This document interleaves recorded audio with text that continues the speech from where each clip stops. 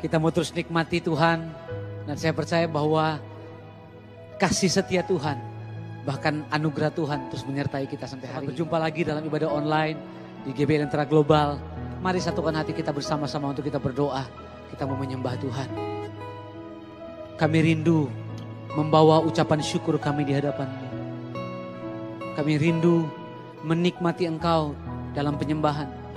Kami janji Tuhan, di waktu ini kami mau bawa ucapan syukur kami. Bawa penyembahan yang terbaik. Biar kemuliaan Tuhan nyata atas kami. Kami siap meninggikan Engkau. Kami siap memuliakan Engkau. Dalam nama Tuhan Yesus, sama-sama kita katakan, amin, amin, amin. Saat ku menyembah-Mu, Roh-Mu bekerja.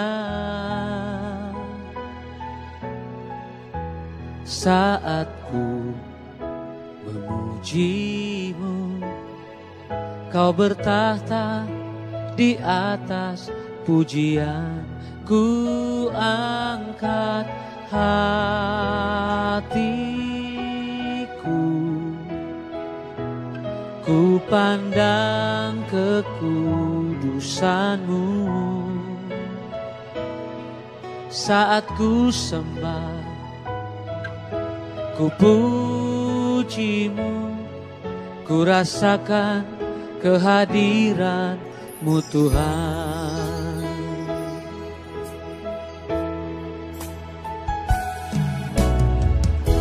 Saat ku menyembah-Mu, Roh-Mu bekerja. Saat ku memuji-Mu, Kau bertahta di atas pujian. Ku angkat hatiku, ku pandang kekudusan-Mu. Saat ku sembah, ku puji-Mu, ku rasakan kehadiran-Mu Tuhan. Ku angkat hatiku, ku pandang kekudusan-Mu. Saat ku sembah, ku puji-Mu, ku rasakan kehadiran-Mu Tuhan. Ku angkat hatiku, katakan ku pandang kekudusan.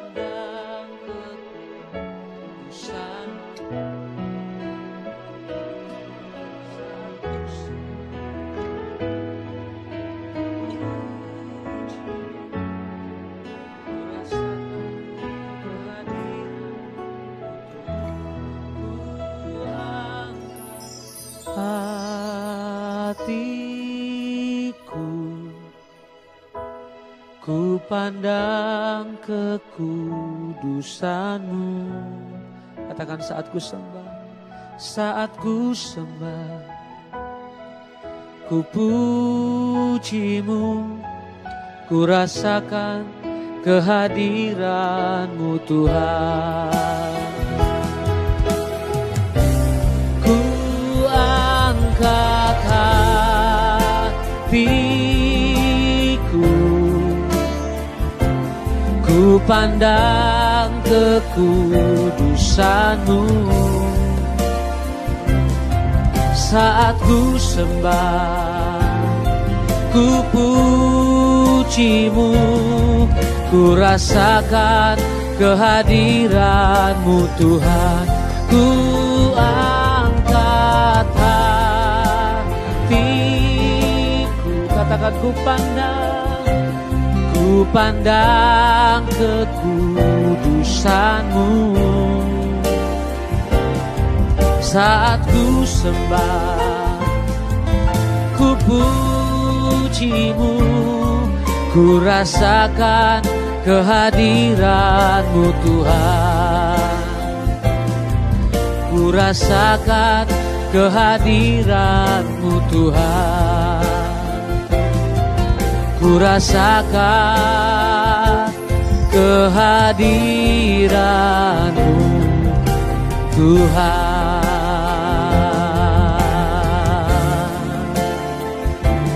Oh, kami menyembah-Mu Tuhan. Jamahan kuasa-Mu, lawatan kasih-Mu memenuhi setiap kami. Mari sembah Dia, mari bawa ucapan syukur-Mu di hadapan Tuhan. Angkat suara-Mu. Oh, kami menyembah-Mu dengan segenap hati.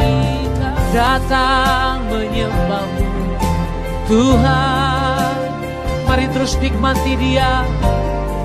Ada lawatan Tuhan di rumah-Mu, ada pengurapan Tuhan di rumah-Mu. Nikmati Tuhan. Oh, sebab kasih setia-Mu Tuhan selalu ada bagi kami. Ku mau menyembah-Mu, nikmati Engkau lebih dalam lagi. Haleluya. Oh, ya patakarana bayarala barala barala barala. Hinama shanta karana bayarala barala barala.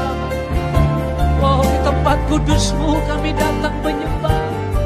Kami mau nikmati Engkau ya Tuhan. Ya raba raba ya raba raba. Haleluya. Ku sembah Engkau Tuhan. Oh, haleluya. Tirapata karana barana baba baba. Terima kasih Tuhan. Kau dahsyat, Kau ajaib di dalam hidup kami, di tengah keluarga kami. Engkau yang menuntun, Engkau yang memberkati. Terima kasih Tuhan. Engkau tidak pernah tinggalkan kami berjalan sendiri. Kasih setia-Mu selalu ada bagi kami Tuhan. Biar di rumah kami dengan keluarga kami, kami mau rasakan Engkau. Kami mau nikmati Engkau. Kami mau nikmati hadirat. Engkau kunjungi rumah kami. Terima kasih Tuhan. Mari Bapak Ibu di rumah dengan anak-anak serta keluarga kita. Mari boleh kita angkat kedua tangan kita di hadapan Tuhan. Dengan kerinduan-Mu di hadapan Tuhan. Ku angkat hatiku,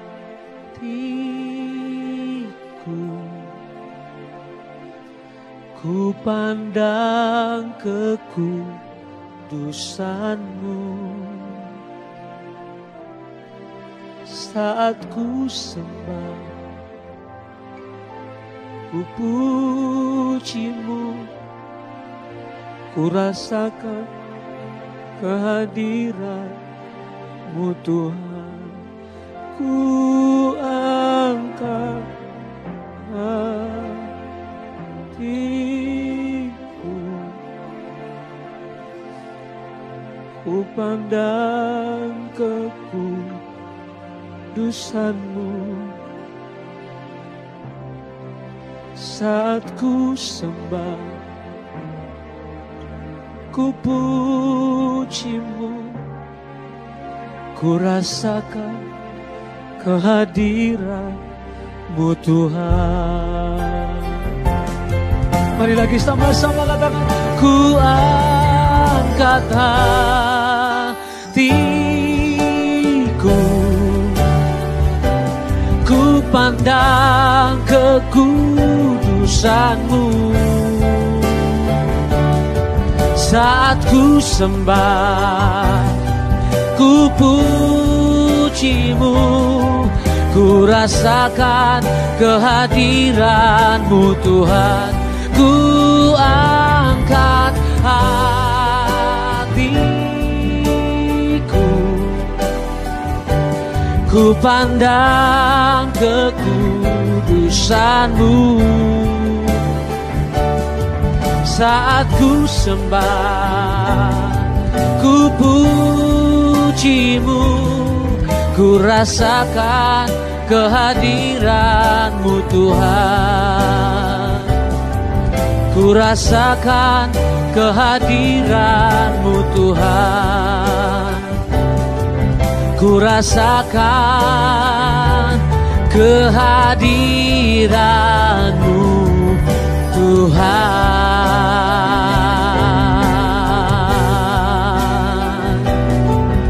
Biar kami nikmati, biar kami rasakan lawatan-Mu, hadirat-Mu. Berikan tepuk tangan yang terbaik buat Allah kita. Sorakan haleluya. Kami bersyukur ya Tuhan. Engkau Tuhan yang memberkati kami. Engkau Tuhan yang terus memulihkan kami. Kami bersuka cita, itu sebabnya di dalam hadirat Tuhan kami mau datang memuliakan Engkau. Dalam nama Tuhan Yesus yang siap memuji Tuhan. Sama-sama katakan amin, amin, amin. Wow, beritahu kiri kanan Bapak Ibu Saudara, kita bersuka cita dan kita mau tinggikan nama Tuhan Yesus Kristus. Haleluya. Amin. Tepuk tangan sama-sama.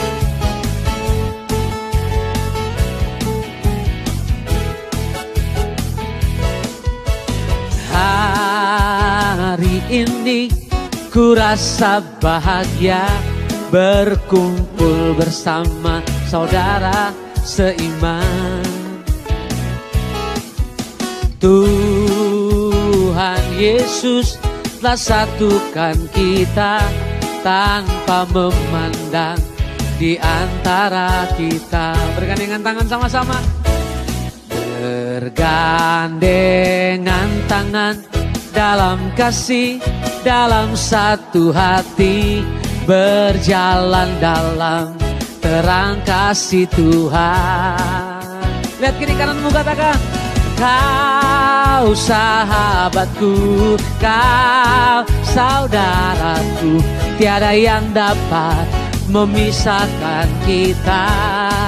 Oh, oh, kau sahabatku, kau saudaraku, tiada yang dapat memisahkan kita. Haleluya. Tidak ada yang dapat memisahkan kita dari kasih Tuhan. Amin. Lagi sama-sama, hari ini kurasa bahagia. Hari ini kurasa bahagia berkumpul bersama saudara seiman. Tuhan Yesus telah satukan kita tanpa memandang di antara kita. Bergandengan tangan, bergandengan tangan dalam kasih, dalam satu hati, berjalan dalam terang kasih Tuhan. Lihat kiri kananmu, katakan lagi, kau sahabatku, kau saudaraku, tiada yang dapat memisahkan kita. Oh, oh, kau sahabatku, kau saudaraku, tiada yang dapat memisahkan kita.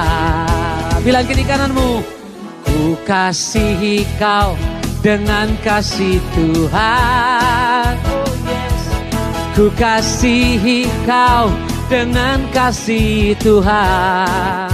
Tatap wajahnya bilang, kulihat di wajahmu, amin, kemuliaan Raja. Ku kasihi kau dengan kasih Tuhan. Lagi ku kasihi kau. Saudara sendiri, ku kasihi kau dengan kasih Tuhan. Amin. Ku kasihi kau dengan kasih Tuhan. Kulihat di wajahmu kemuliaan Raja. Ku kasihi kau dengan kasih Tuhan. Bergandengan tangan lagi sama-sama. Bergandengan tangan dalam kasih, dalam satu hati, berjalan dalam terang kasih Tuhan. Yes. Kau sahabatku, kau saudaraku, tiada yang dapat memisahkan kita. Lagi bilang, katakan. Kau sahabatku, kau saudaraku, tiada yang dapat memisahkan kita. Tiada yang dapat memisahkan kita. Tiada yang dapat memisahkan kita. Tepuk tangan yang terbaik buat Tuhan Yesus. Tidak ada yang dapat memisahkan kita dari kasih Kristus. Haleluya, haleluya. Wow, haleluya. Bapak Ibu Saudara boleh duduk kembali. Dan saya percaya biar di rumah setiap kita masing-masing kita mau fokus datang kepada Tuhan. Biar nyanyian ini menjadi nyanyian doa, menjadi nyanyian seruan kita di hadapan Tuhan, menjadi nyanyian kepercayaan kita bahwa di masa-masa yang sukar tetap ada penyertaan Tuhan, tetap ada perlindungan Tuhan.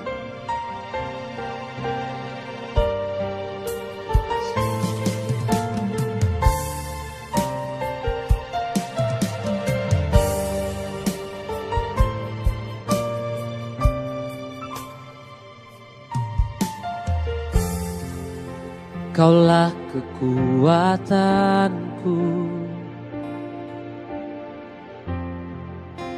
Engkaulah harapanku.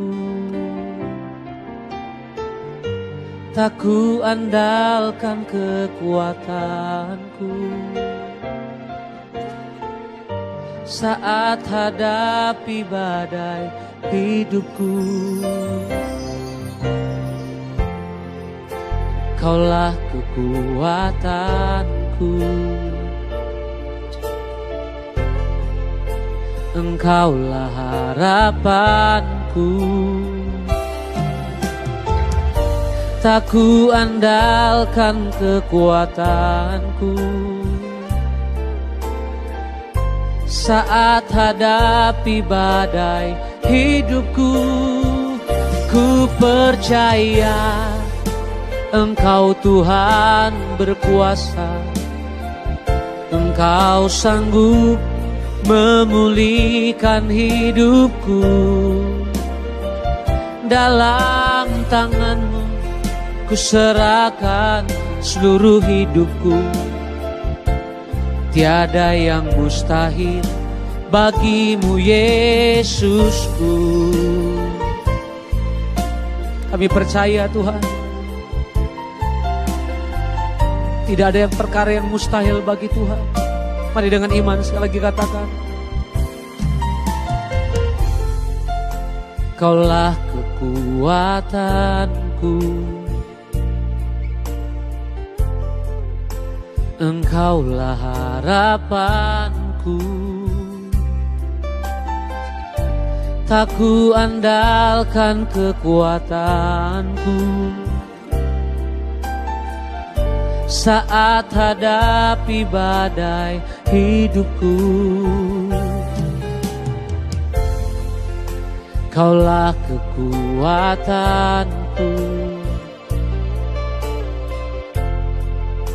Engkaulah harapanku. Tak ku andalkan kekuatanku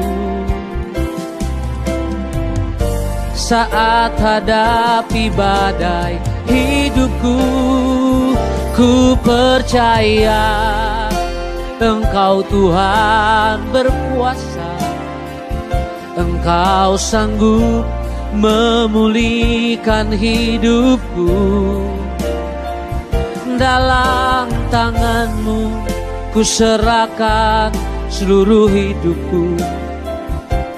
Tiada yang mustahil bagimu Yesusku. Mari Bapak Ibu sendiri katakan, ku percaya Engkau Tuhan berkuasa. Engkau sanggup.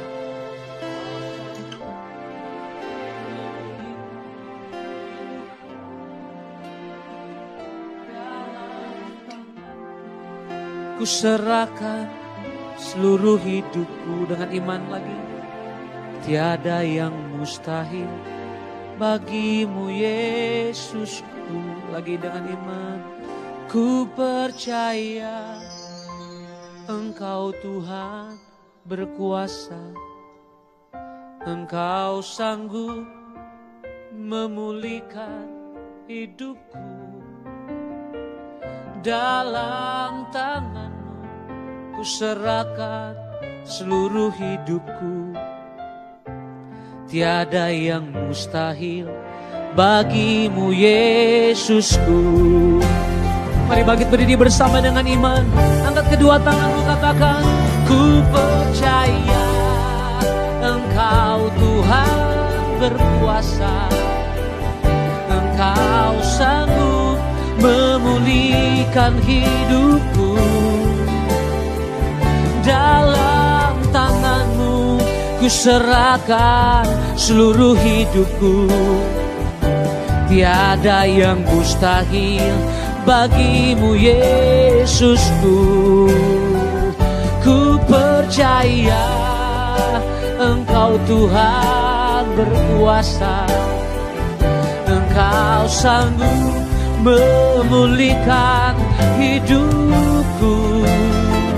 Dalam tangan-Mu ku serahkan seluruh hidupku. Tiada yang mustahil bagimu Yesusku. Tiada yang mustahil bagimu Yesusku. Tiada yang mustahil bagimu Yesusku.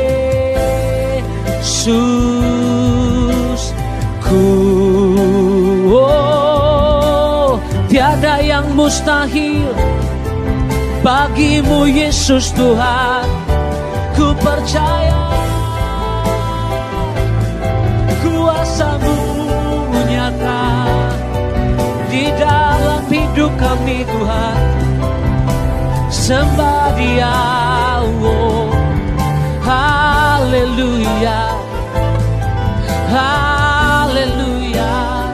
Ku percaya Kau sanggup, ku percaya Kau Tuhan yang mengerjakan mujizat dalam hidup. Ku percaya, ku bersyukur. Oh, terima kasih Tuhan.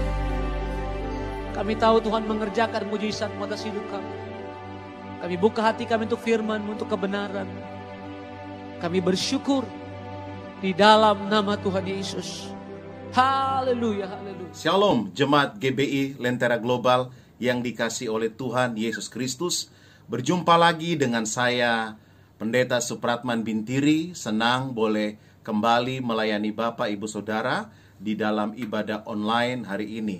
Terima kasih buat kepercayaan yang diberikan kepada saya oleh Tuhan Yesus Kristus melalui Bapak Pendeta Abraham Irwan yang boleh memberikan kesempatan untuk saya boleh menyampaikan firman Tuhan. Saya percaya Bapak dan keluarga beserta pelayan dan para jemaat Tuhan semuanya di dalam keadaan baik. Dan Bapak Ibu Saudara dikasihi Tuhan, hari-hari ini kita sedang memperingati akan peristiwa kebangkitan Yesus dari antara orang mati. Dan juga kita ada di minggu-minggu di mana kita boleh memperingati dan mengenang bahwa Yesus datang menampakkan diri kepada murid-muridnya pada waktu itu. Kita tahu bersama-sama kondisi murid-murid pada waktu itu. Mereka begitu ketakutan, mereka begitu cemas, mereka begitu hopeless, ya, putus pengharapan. Mengapa putus pengharapan? Karena tadinya mereka bersama-sama dengan Yesus, ya. Mereka melihat mujizat yang Yesus perbuat di dalam pelayanan, ya. Mereka begitu bangga, ya. Mereka begitu senang, begitu bahagia. Karena apa? Mereka lihat orang-orang sakit disembuhkan, orang yang kerasukan setan dilepaskan daripada kuasa kegelapan, daripada kuasa iblis. Mereka melihat orang-orang yang lapar diberi makan oleh Tuhan. Yesus bisa berjalan di atas danau Galilea, ya, sesuatu hal yang luar biasa pada waktu itu. Dan tentunya para murid-murid ini punya satu kebanggaan yang luar biasa di dalam hati mereka. Karena apa? Mereka melihat Yesus ini adalah sosok benar-benar pengharapan, penyelamat bagi kehidupan mereka. Tetapi apa yang terjadi? Mereka begitu terpukul, begitu tergoncang imannya. Karena apa? Karena Yesus harus ditangkap, dijatuhi hukuman mati, dan mati di atas kayu salib. Tapi kembali lagi, Yesus tidak mati terus, tetapi luar biasa, pada hari yang ketiga, Yesus bangkit dari antara orang mati. Haleluya, puji Tuhan. Dan hari ini kita akan belajar bersama-sama bahwa kebangkitan Yesus itu memulihkan para murid-muridnya. Mengapa memulihkan para murid-muridnya? Karena Yesus tahu, ya, murid-murid ini di dalam kegoncangan iman. Murid-murid ini di dalam putus pengharapan. Ya. Murid-murid ini di dalam kesedihan yang luar biasa. Makanya kebangkitan Yesus membawa sebuah pemulihan bagi murid-murid. Kita akan belajar bersama-sama dan akan melihat bersama-sama hari ini apa yang Tuhan pulihkan dari kehidupan murid-murid. Yang pertama, saya menemukan bahwa Tuhan memulihkan pemikiran yang salah daripada murid-murid. Apa yang dipulihkan oleh Tuhan Yesus? Itu pemikiran, pola pikir mereka yang salah terhadap Tuhan Yesus Kristus. Mereka berpikir, ya, murid-murid ini berpikir bahwa Yesus datang untuk apa? Membebaskan bangsa Israel dari penjajahan Romawi. Karena pada waktu itu kondisinya bangsa Israel dijajah oleh Romawi. Ya. Mereka tidak bisa bebas, mereka harus membayar pajak pada waktu itu. Begitu berat penderitaan yang dialami oleh bangsa Israel pada waktu itu. Sehingga mereka merindukan ada sosok, ada pribadi yang bisa datang untuk membebaskan mereka dari penjajahan Romawi. Dan kehadiran Tuhan Yesus, ya, kehadiran Yesus bagi mereka, mereka melihat ini sebuah pengharapan. Ya. Inilah yang kami tunggu-tunggu. Kehadiran Yesus sanggup akan mengusir para penjajah Romawi, akan mengambil alih pusat pemerintahan di Yerusalem. Yesus akan menjadi raja di Yerusalem. Dan bangsa Israel akan mengalami yang namanya kemerdekaan. Itulah yang diharapkan daripada murid-murid kepada Yesus. Ternyata murid-murid berpikir yang salah mengenai Tuhan Yesus Kristus. Makanya di dalam kebangkitan Tuhan Yesus Kristus, Dia menampakkan diri kepada dua orang murid yang sedang berjalan menuju ke Emmaus. Yesus mau apa? Mau memulihkan pikiran daripada dua orang murid dan murid-murid yang lain. Dari Lukas pasal yang ke-24 ayat 25 sampai 27, demikian firman Tuhan. Lalu Yesus berkata kepada mereka, siapa mereka ini? Itu dua orang murid yang berjalan ke Emmaus. Hai kamu orang bodoh, betapa lambannya hatimu sehingga kamu tidak percaya segala sesuatu yang telah dikatakan para nabi. Bukankah Mesias harus menderita semuanya itu untuk masuk ke dalam kemuliaannya. Lalu Yesus menjelaskan kepada mereka apa yang tertulis tentang dia dalam seluruh kitab suci, mulai dari kitab-kitab Musa dan segala kitab nabi-nabi. Kita melihat di sini Yesus dengan begitu keras ya, menegur murid-murid. Dia berkata, "Hai kamu apa orang bodoh ya." Dikatakan betapa lambannya hatimu sehingga kamu tidak percaya segala sesuatu yang telah dikatakan para nabi. Ternyata ya, para nabi telah mengatakan, telah menubuatkan bahwa Mesias akan menderita. Yesaya dengan jelas menuliskan bahwa Mesias akan menderita. Tetapi sebaliknya, murid-murid ini berpikir bahwa Mesias akan datang mengambil alih pemerintahan daripada penjajah Romawi, dan bangsa Israel akan hidup di dalam ketenangan. Tetapi justru sebaliknya berbeda. Bahkan Yesus di sini dia menjelaskan ya, yang tertulis tentang dia dalam seluruh kitab suci, mulai dari kitab-kitab Musa dan segala kitab nabi-nabi. Bayangkan Bapak Ibu Saudara yang dikasihi Tuhan, Yesus harus ya menjelaskan, menerangkan kepada dua orang murid ini ya, mulai dari kitab Musa dan kitab nabi-nabi, semuanya dibuka yang menceritakan mengenai Mesias yang akan menderita, itu disampaikan. Bahkan dikatakan di sini Yesus berkata, bukankah Mesias ya, harus menderita semuanya itu untuk apa? Untuk masuk dalam kemuliaannya. Jadi kembali lagi bahwa Yesus memang ditentukan untuk menderita, mati di atas kayu salib. Untuk apa? Untuk menebus dosa daripada umat manusia. Jadi kembali lagi, tanpa penderitaan dan tanpa kematian Yesus di atas kayu salib, tidak ada penebusan dosa bagi manusia. Jadi Bapak Ibu Saudara dikasihi Tuhan ya, ternyata kematian Yesus di atas kayu salib itu lebih penting daripada keinginan dan kerinduan murid-murid untuk Yesus menjadi raja dan mengusir penjajah Romawi. Ini pemikiran yang Tuhan pulihkan daripada murid-murid tersebut. Karena ketika Yesus berjalan dengan murid-murid ini, mereka begitu kecewa ya. Mereka begitu putus pengharapan. Dikatakan di dalam firman Tuhan, muka mereka muram. Mereka begitu sedih karena apa? Yang mereka harapkan justru berbeda dengan kenyataan yang ada. Tapi kita melihat di sini luar biasa. Yesus datang dengan penuh kasih untuk menyampaikan kepada murid-murid ini bahwa memang Mesias harus mati. Yesus harus menderita. Untuk apa? Untuk menebus dosa umat manusia.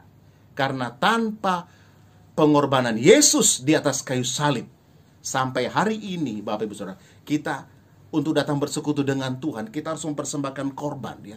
Ada korban keselamatan, ada korban penebusan dosa. Begitu banyak korban-korban yang harus dipersembahkan untuk mengampuni dosa kita ya. Untuk menyucikan kita, untuk menguduskan kita, untuk datang kepada Tuhan. Tapi kita mengucap syukur lewat pengorbanan Yesus di atas kayu salib, sekali untuk selama-lamanya. Dosa kita diampuni, keselamatan diberikan bagi setiap kita. Jadi kembali lagi bahwa Yesus mau katakan keselamatan dan pengampunan dosa itu lebih penting kepada murid-muridnya, buat murid-muridnya dan buat seluruh umat manusia, dibanding dia menjadi raja dan mengusir bangsa Romawi. Kembali lagi, apa yang Tuhan mau pulihkan daripada pemikiran yang salah daripada murid-murid. Yesus sedang mau meletakkan sebuah pemikiran bahwa sebagai pengikut Kristus, kita pun juga akan mengalami yang namanya penderitaan dan aniaya. Kok bisa begitu? Kembali lagi, Bapak Ibu Saudara yang dikasihi Tuhan, Yesus datang ke dunia ini. Dia menanamkan sebuah nilai-nilai kebenaran yang pada waktu itu dan sampai hari ini pun juga nilai kebenaran itu bertentangan dengan nilai-nilai dunia yang tidak sesuai dengan firman Tuhan. Alkitab berkata kita harus berkata yang benar, kita harus berkata yang jujur. Tetapi dunia berkata lain. kita bisa kompromi, bahkan kita bisa berbohong. Bahkan kadang-kadang kebenaran itu selalu berbenturan keras ya, dengan segala keinginan dosa daripada manusia. Sebagai pengikut Kristus, kita pun juga akan mengalami hal yang sama. Kita pun juga akan mengalami yang namanya penderitaan ya. Mungkin kita belum sampai disiksa secara fisik, tapi ketika kita hidup benar ya, di tengah-tengah keluarga, kita mau hidup jujur, hidup berkenan di hadapan Tuhan, hidup kudus ya, kita bisa saja dianiaya oleh keluarga kita dan berkata, kamu sok alim, kamu sok suci ya. Masa bohong sedikit aja nggak mau, masa kompromi aja sedikit nggak mau. Aniaya mulai datang. Di kantor kita pun juga mungkin kita mengalami hal yang sama. Kita mau hidup benar, hidup kudus. Kita nggak mau korupsi. Kita mau hidup benar. Tetapi ada saja orang-orang ya, yang mau menarik kita, memaksa kita untuk mengikuti kehendaknya. Yaitu untuk kompromi, untuk korupsi, melakukan hal-hal yang bertentangan dengan firman Tuhan. Dan pemerintah pun juga, undang-undang juga jelas. Tapi kembali lagi, tabiat dosa dan keinginan dosa senantiasa bertentangan dengan keinginan roh. Mau tidak mau Bapak Ibu Saudara, kalau kita hidup dalam kebenaran, pasti kita akan dibenci ya. Orang-orang yang mau hidup benar, orang-orang yang mau memegang teguh kebenaran firman, pasti akan mengalami aniaya. 1 Petrus 4 ayat 14-16 dikatakan, berbahagialah kamu jika kamu dinista karena nama Kristus, sebab roh kemuliaan, yaitu roh Allah, ada padamu. Janganlah ada di antara kamu yang harus menderita sebagai pembunuh, atau pencuri, atau penjahat, atau pengacau. Tetapi jika ia menderita sebagai orang Kristen, maka janganlah ia malu, melainkan hendaklah ia memuliakan Allah dalam nama Kristus itu. Jadi kembali lagi, saudara yang dikasihi Tuhan ya, kalau kita dinista oleh karena nama Yesus, dan orang tahu kita adalah orang Kristen, pengikut Kristus, kita dibenci, kita dianiaya, kita dikucilkan, firman Tuhan berkata, berbahagialah. Karena apa? Roh kemuliaan, yaitu roh Allah, yaitu roh kudus, ada di dalam kehidupan kita. Karena roh kudus, roh Allah itu senantiasa mau melakukan apa yang benar, apa yang kudus, apa yang baik, apa yang berkenan di hadapan Tuhan. Dan apa yang baik, apa yang berkenan di hadapan Tuhan ini adalah sesuatu yang iblis nggak mau. Makanya kembali lagi, selalu ada pertentangan. Selalu ada yang menentang kita ketika kita mau hidup benar di hadapan Tuhan. Bahkan dikatakan, janganlah ada di antara kamu yang harus menderita sebagai pembunuh. Ya, kalau kita membunuh ya pasti kita akan masuk ke penjara ya. Kita pasti akan dijatuhi yang namanya hukuman. Apalagi mencuri atau penjahat atau pengacau. Ya, itu perbuatan dosa, itu tidak berkenan di hadapan Tuhan. Tapi kalau kita menderita karena kebenaran, kita beribadah kepada Tuhan Yesus, orang membenci kita, berbahagialah. Saya pun juga di dalam pelayanan pernah juga ketika melayani ya, dilempari batu, berbahagia, bersyukur, amin. Karena roh kemuliaan ada di dalam diri kita. Ketika kita hidup benar, berkenan di hadapan Tuhan, kita do the best ya. Orang iri kita, orang benci kita, orang jatuhkan kita, berbahagialah. Kita melihat kehidupan Yusuf ya. Yusuf luar biasa ya. Dia begitu mengasihi Tuhan. Dia mau hidup benar, hidup jujur, tapi kita melihat dia dibenci oleh saudara-saudaranya.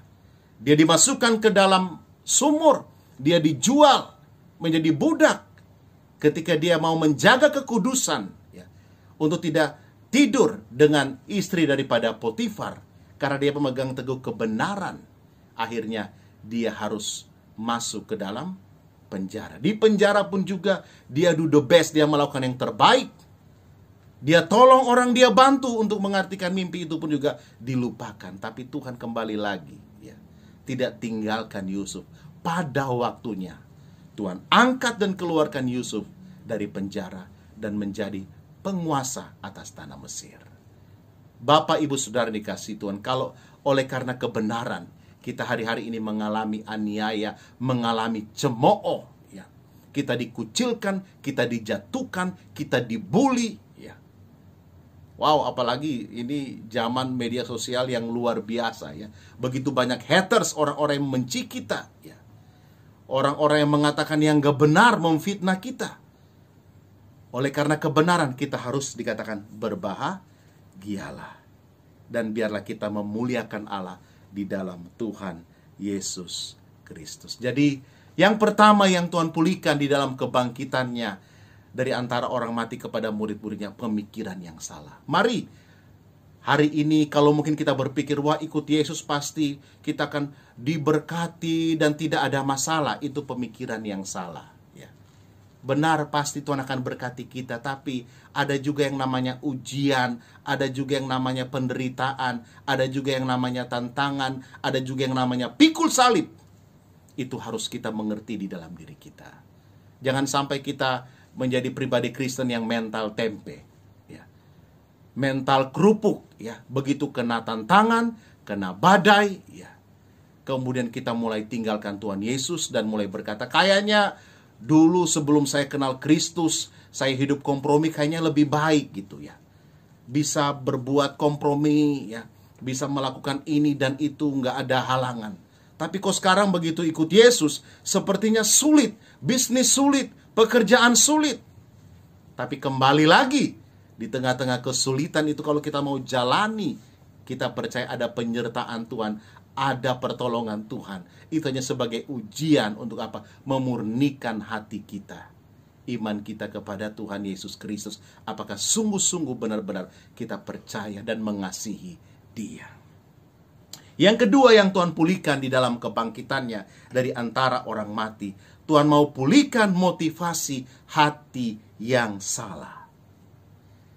Bapak Ibu Saudara, ketika Yesus menjelang, ya, dia akan ditangkap, dia akan disiksa. Sesungguhnya dia sudah menyatakan kepada murid-muridnya bahwa Mesias, anak manusia, akan menderita.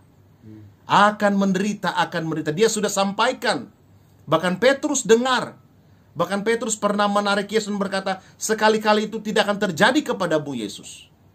Wow, luar biasa. Tapi apa yang Yesus katakan? Enya engkau iblis. Engkau tidak memikirkan apa yang dipikirkan oleh Bapa. Rencana Bapa, rencana Allah Bapa di sorga, Yesus harus menderita, mati, dan bangkit kembali. Tapi rencana Petrus, harapan Petrus, Yesus harus jadi raja. Kemudian paling tidak, dia mungkin, ini saya hanya mengimajinasikannya aja ya, mungkin wow, Petrus nanti akan menjadi tangan kanan daripada Yesus ya. Itu mungkin yang terbentuk di dalam pikiran pengharapan daripada Petrus pada waktu itu. Makanya dia pun juga berani ketika Yesus ditangkap di Taman Getsemani, dia mengambil pedang daripada pengawal imam-imam itu, kemudian memutuskan telinga daripada salah satu pengawal tersebut. Tapi kita lihat Yesus berkata, sarungkan pedangmu itu. Dan Yesus menyembuhkan kembali telinga daripada prajurit yang terkena pedang daripada Petrus. Jadi Petrus punya motivasi hati yang salah di dalam mengikuti Yesus ya. Ikuti Yesus karena apa? Ada orang ikut Yesus karena apa? Cari popularitas dan pujian. Yesus adalah pribadi yang luar biasa. Dia sangat populer pada waktu itu. Dia sangat dipuji-puji pada waktu itu. Dia tolong banyak orang, dia buat mujizat. Wow, sangat terkenal ya. Kalau kita mau mungkin saat ini, mungkin Yesus banyak followersnya banyak ya. Subscribernya banyak banget gitu kan. Yang nge-like juga banyak ya. Orang pengen dekat Yesus karena apa? Pengen populer, pengen cari pujian ya. Kemudian apalagi ikut Yesus karena apa? Cari jabatan dan kedudukan. Masih ingat ketika orang tua, ibu-ibu ya, mama daripada murid-murid datang kepada Yesus dan berkata, Yesus, kelak nanti kiranya anak saya nanti akan duduk di sebelahmu untuk memerintah. Bayangkan, sampai orang tua daripada murid-murid pun juga, mungkin juga keinginan daripada murid-muridnya, sudah mulai berpikir ke depan bahwa mereka pengen kursi, mereka pengen jabatan. Mari, ini adalah motivasi yang tidak benar. Kalau kita mengikuti Yesus hanya sekedar supaya kita populer, orang puji kita, supaya kita mendapatkan jabatan dan kedudukan. Ada juga orang ikut Yesus karena apa? Karena pengen kuasa dan mujizat. Benar memang Tuhan berikan kita kuasa, tetapi kita tidak sedang mencari kuasa untuk kepada kesombongan kita. Supaya orang berkata, wow luar biasa. Wow luar biasa dia bisa melakukan mujizat. Kemudian kita mulai bangga dengan mujizat tersebut. Nih, saya bisa menyembuhkan orang sakit. Saya bisa membangkitkan orang mati. Saya bisa punya karunia roh yang luar biasa. Kembali lagi, itu adalah hal yang salah. Itu adalah motivasi hati yang salah. Kalau kita hanya ikut Yesus karena untuk mendapatkan kuasa dan mujizat supaya kita yang ditinggikan dan dimuliakan. Semuanya untuk kemuliaan nama Tuhan. Mujizat ada. Kuasa diberikan kepada orang percaya. Tetapi itu semua untuk kemuliaan nama Tuhan. Ada orang ikut Yesus karena cari uang dan memperkaya diri sendiri. Kita melihat juga Yudas, murid daripada Yesus, mengikuti Yesus tetapi punya motivasi hati yang salah. Sampai akhirnya dia menjual Yesus dan akhirnya dia bunuh diri. Berapa banyak kita ikut Yesus ya karena hanya pengen berkatnya Yesus. Itu salah, Bapak Ibu Saudara. Kita sudah diberkati oleh Tuhan Yesus. Kita ikut Yesus bukan karena pengen berkat dari Yesus, bukan karena pengen uangnya Yesus. Justru kita sudah diberkati oleh Tuhan Yesus Kristus. Dan kita memuliakan Yesus dengan harta, dengan uang yang Tuhan berikan bagi kita. Kita menjadi pengelola miliknya Tuhan Yesus Kristus. Jangan sampai kita, apalagi saya sebagai hamba Tuhan, menjadikan sebuah pelayanan untuk ajang mencari uang dan memperkaya diri sendiri. Celakalah saya.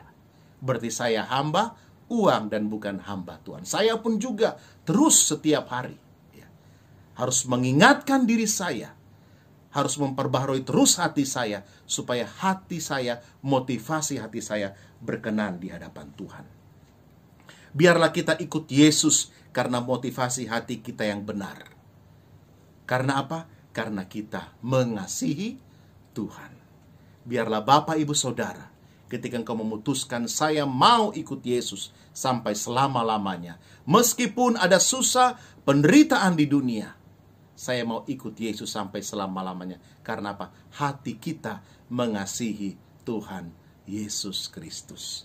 Dan kalau motivasi hati kita mengasihi Tuhan Yesus Kristus, Bapak Ibu Saudara, luar biasa ya. Kalau hati kita punya motivasi hati yang benar karena mengasihi Tuhan, pasti kita akan siap melayani. Kita akan melayani, bukan nanti di gereja, di mana saja Tuhan tempatkan kita dan taruh kita. Ada belas kasihan Tuhan, ada hati yang mau mengasihi, melayani orang-orang yang susah, membantu orang-orang yang susah, menolong orang-orang yang susah, hati yang rela berkorban ya. Uang kita pakai untuk membantu orang ya. Tenaga kita, pemikiran kita pakai untuk kemuliaan bagi nama Tuhan ya. Orang yang mengasihi Tuhan tidak akan hitung-hitungan ya. Dia nggak akan hitung-hitungan, gue udah keluar duit berapa nih ya melayani Tuhan. Karena dia mengerti, dia diberkati oleh Tuhan. Dia sudah menerima anugerah keselamatan daripada Tuhan. Dia harus menjadi berkat, sehingga dia tidak akan lagi hitung-hitungan. Tuhan banyak ajar saya untuk belajar menjadi terus saluran berkat kasih Tuhan bagi orang. Apa yang Tuhan percayakan, saya bagikan waktu saya, talenta yang Tuhan berikan ya. Berkat yang Tuhan berikan terus boleh menjadi berkat bagi banyak orang. Hati yang benar yang mengasihi Tuhan siap untuk tidak dihargai. Bapak Ibu Saudara, kecenderungan kita selalu pengen dapat penghargaan. Memang kebutuhan manusia juga dihargai. Siapa sih di sini yang tidak mau dihargai? Kita semua pasti rindu untuk sebuah penghargaan. Tapi kembali lagi, kita tidak meletakkan hidup kita di atas dasar penghargaan itu. Tidak meletakkan di atas dasar penghargaan orang lain. Karena apa? Karena Yesus sudah menghargai kita, sudah mengasihi kita, dan sudah mencintai kita.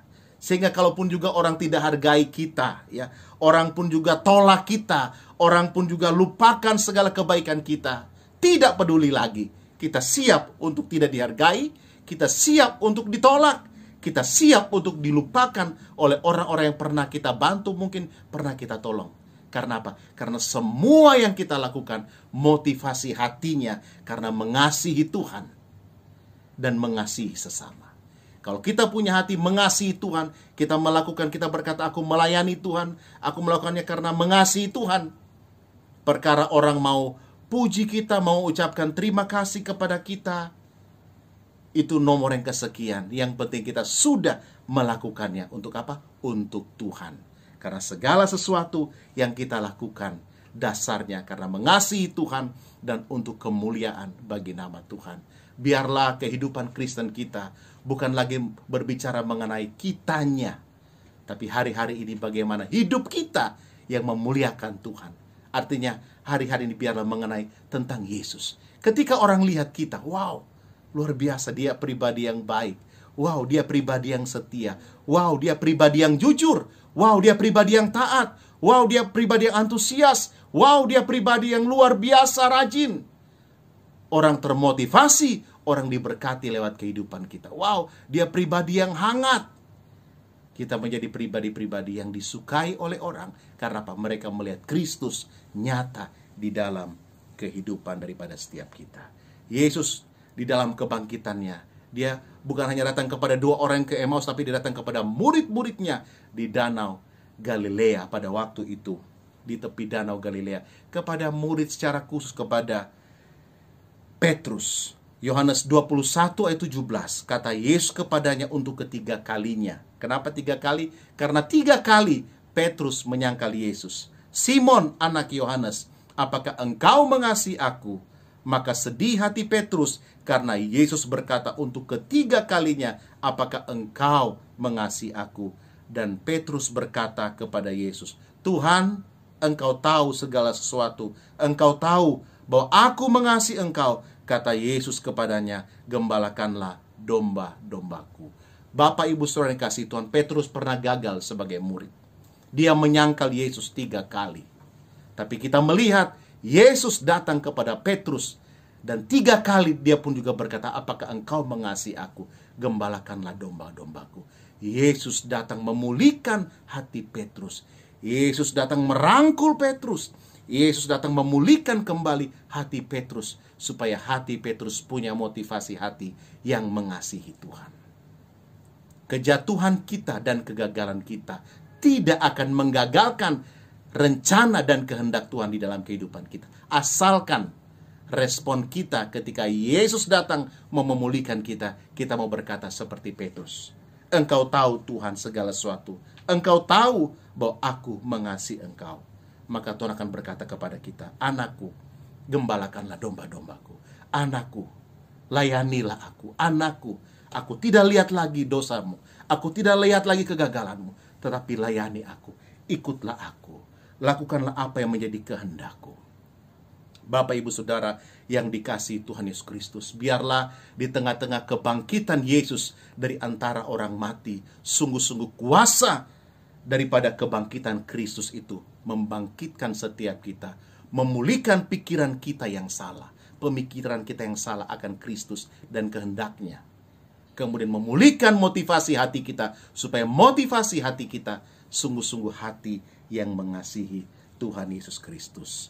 Filipi 3 ayat 10-11, tulisan daripada seorang rasul, yaitu Paulus, yang dulunya adalah Saulus, penganiaya orang Kristen. Tapi begitu dia kenal Yesus, dia banyak mengalami aniaya. Tapi luar biasa dia katakan di sini, Filipi 3 ayat 10-11. Yang ku kehendaki ialah mengenal dia dan kuasa kebangkitannya dan persekutuan dalam penderitaannya, di mana aku menjadi serupa dengan dia dalam kematiannya, supaya aku akhirnya beroleh kebangkitan dari antara orang mati. Artinya apa di sini? Paulus sedang berkata, yang aku kehendaki ialah mengenal Yesus di dalam penderitaannya, di dalam kebangkitannya, supaya akhirnya dia beroleh kebangkitan daripada antara orang mati. Bapak, Ibu, Saudara yang kasih Tuhan, biarlah tujuan hidup kita juga seperti Paulus. Sungguh-sungguh kita rindu untuk mengenal Tuhan. Kita dibentuk menjadi serupa seperti Kristus. Dan ketika kita mati nanti, kita pun juga akan mengalami kebangkitan dari antara orang mati. Dan kita akan hidup kekal selama-lamanya bersama-sama dengan Tuhan Yesus Kristus di sorga. Biarlah kebenaran firman Tuhan ini hari ini memberikan kita pemulihan dan kekuatan. Mungkin engkau berkata, sepertinya Tuhan benci saya, sepertinya Tuhan jauh, sepertinya Tuhan marah. Tapi Tuhan datang kepada kita hari ini. Dia datang menjamah kita. Dia datang memulihkan hati kita. Dia datang memulihkan pikiran kita. Untuk apa? Untuk Dia mau pakai kita untuk menjadi alat bagi kemuliaan namanya. Mari kita berdoa. Bapa, terima kasih buat kebaikan-Mu. Terima kasih buat anugerah-Mu. Hari ini kami boleh mendengarkan kebenaran firman-Mu. Kami percaya kuasa kebangkitan Kristus memulihkan pikiran kami yang salah, supaya pikiran kami diselaraskan dengan pikiran Tuhan. Bahwa kami tahu Yesus, Engkau mati untuk menebus dosa kami. Dan juga kami pun juga sebagai pengikut Kristus, kami tahu kami akan ditolak juga. Orang akan benci kami. Tapi firman-Mu berkata, berbahagialah kalau kita menderita karena Kristus. Karena Roh Kudus, Roh kemuliaan, Roh Kristus ada dalam kehidupan kami. Terima kasih Engkau pulihkan juga hati kami, motivasi hati kami yang salah. Mungkin kami ikut Yesus karena hanya pengen popularitas, hanya pengen kedudukan, hanya pengen kuasa, hanya pengen uang. Tuhan, kami mau singkirkan semuanya itu. Biarlah motivasi hati kami, karena kami mengasihi Tuhan, kami mencintai Tuhan. Sehingga ketika kami sungguh-sungguh punya motivasi hati mengasihi Tuhan, mencintai Tuhan, kami tidak akan lagi hitung-hitungan dengan Tuhan. Kami tidak akan lagi, ya Tuhan, mengukur segala sesuatunya dengan uang.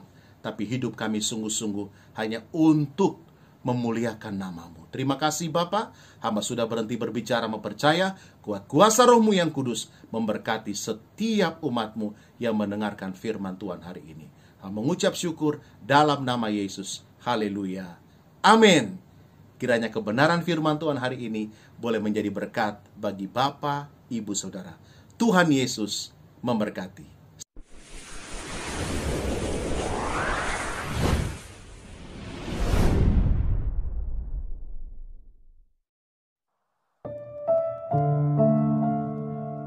Tuhan, seluruh hidup kami, tubuh, jiwa, roh kami rela memberikan semuanya kepada Tuhan. Kami mau intim kepada Engkau, kami mau dekat kepada Tuhan, kami mau mendekat kepada Bapa kami. Jamahlah kami Bapa, pulihkan kami Tuhan, tuntunlah langkah kami Tuhan. Bahkan kami percaya kami yang sakit, kami sudah disembuhkan oleh Tuhan. Kami akan mendengar setiap panggilan-Mu Tuhan.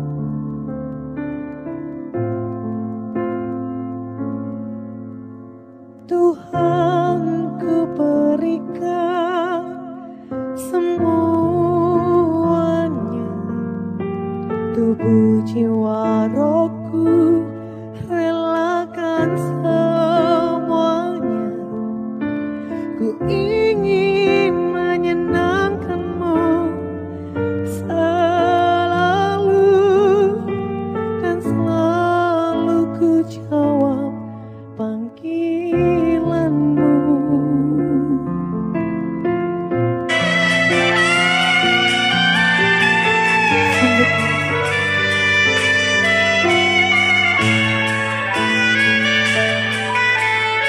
Tuhan, ku berikan semuanya,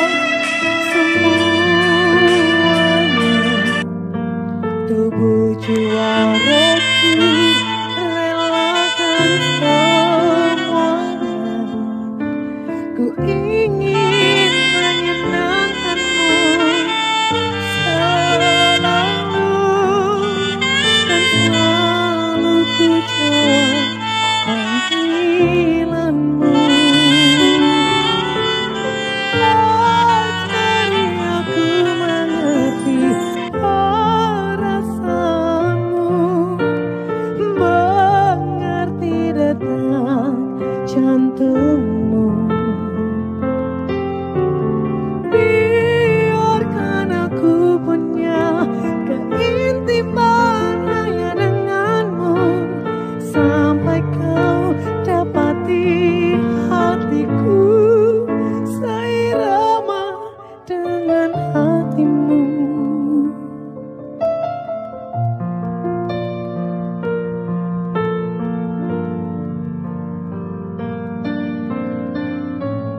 Oh Tuhan, Tuhan ku berikan semuanya, tubuh jiwa rohku relakan semuanya.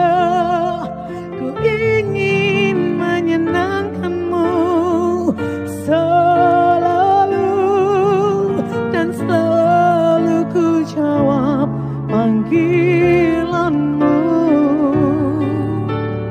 Ajari aku mengerti perasaanmu, mengerti detak jantungmu.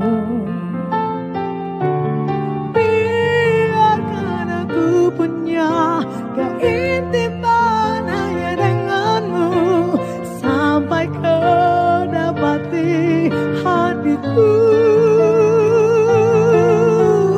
Ajari aku mengerti perasaanmu, mengerti detak jantungmu. Biarkan aku punya keintiman hanya denganmu, sampai kau dapati hatiku seirama dengan hatimu.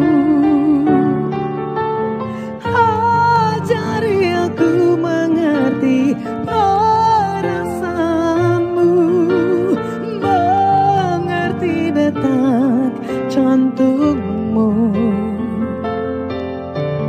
Biarkan aku punya keintiman hanya denganmu, sampai kau dapati hatiku seirama dengan hatimu. Bapak Ibu Saudara, bukalah hatimu kepada Tuhan. Ajari kami Tuhan, ajari kami Tuhan. Kami mau mendengar setiap perkataan-Mu, kami mau melakukan setiap perintah-Mu. Kami mau dekat kepada Tuhan. Kami tidak lagi merasa sendiri, tapi Tuhan yang ada bersama dengan kami. Terima kasih. Ajari aku mengerti perasaanmu, mengerti detak jantungmu. Biarkan aku punya keintiman hanya denganmu, sampai kau dapati hatiku seirama dengan hatimu.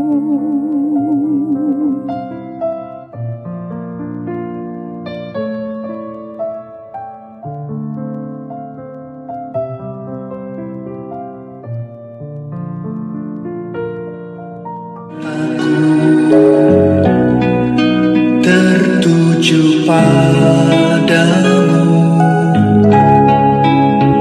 segenap hidupku ku serahkan padamu. Bimbing aku masuk rencana-Mu, membesarkan kerajaan-Mu. Kesuksesan hidup saudara dan saya sesungguhnya adalah dengan adanya keintiman kita dengan Tuhan. Katakan amin. Sekali lagi saya boleh katakan, kunci kesuksesan hidup saudara dan saya sesungguhnya adalah seberapa dalamnya keintiman kita dengan Tuhan. Katakan amin. Saudara, intim artinya kita membangun hubungan dengan Sang Pencipta. Kita membangun hubungan dengan Allah kita.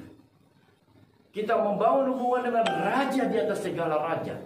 Mari saudaraku yang dikasihi Tuhan Yesus, kita mau menerima berkat daripada Tuhan. Angkat tangan dan arahkan hatimu. Diberkatilah engkau pada waktu masuk. Diberkati engkau pada waktu keluar. Diberkati semua pekerjaanmu. Diberkati semua usahamu. Diberkati semua pelayananmu. Diberkati semua lumbung-lumbungmu. Terimalah berkat yang melimpah-limpah dari Allah Bapa, cinta kasih daripada Tuhan Yesus Kristus, dan penyertaan yang manis dari Roh Kudus menyertai kita saat ini sampai kedatangan Tuhan kedua kali menjemput kita di awan-awan yang permai. Mari yang sudah diberkati katakan amin.